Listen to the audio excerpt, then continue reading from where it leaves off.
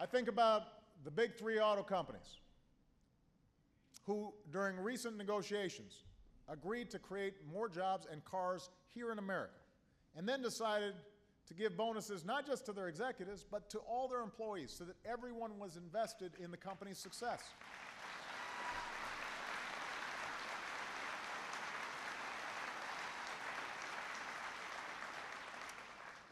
I think about a company based in Warroad, Minnesota.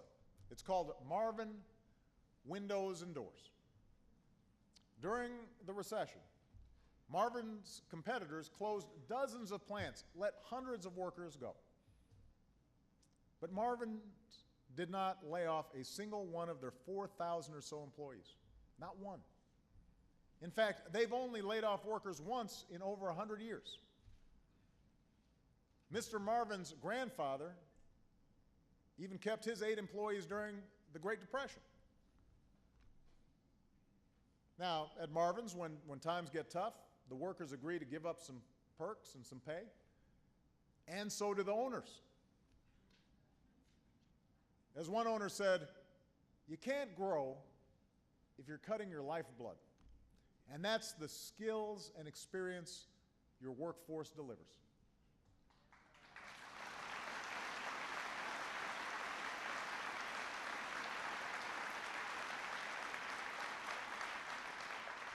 For the CEO of Marvin's, it's about the community. He said, these are people we went to school with. We go to church with them. We see them in the same restaurants. Indeed, a lot of us have married local girls and boys. We could be anywhere. But we are in Warroad. That's how America was built. That's why we're the greatest nation on earth. That's what our greatest companies understand. Our success has never just been about survival of the fittest. It's about building a nation where we're all better off. We pull together, we pitch in, we do our part. We believe that hard work will pay off, that responsibility will be rewarded, and that our children will inherit a nation where those values live on.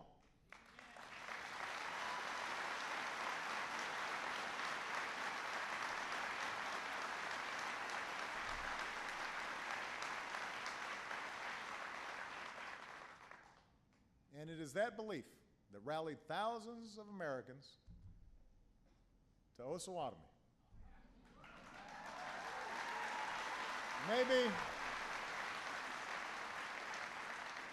Maybe even some of your ancestors on a rain-soaked day more than a century ago. By train, by wagon, on buggy, bicycle, on foot. They came to hear the vision of a man who loved this country and was determined to perfect it. We are all Americans, Teddy Roosevelt told them that day. Our common interests are as broad as the continent.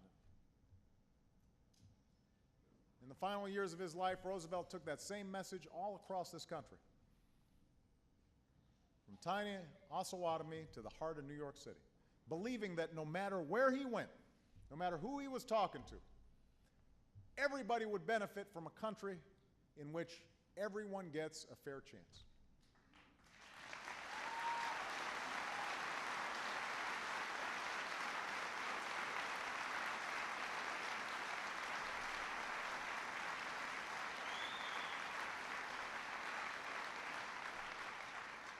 And well into our 3rd century as a nation, we have grown. Now, we've changed in many ways since Roosevelt's time. The world is faster, and the playing field is larger, and the challenges are more complex. But what hasn't changed, what can never change, are the values that got us this far. We still have a stake in each other's success. We still believe that this should be a place where you can make it if you try. And we still believe, in the words of the man who called for a new nationalism all those years ago, the fundamental rule of our national life he said, the rule which underlies all others is that on the whole and in the long run, we shall go up or down together.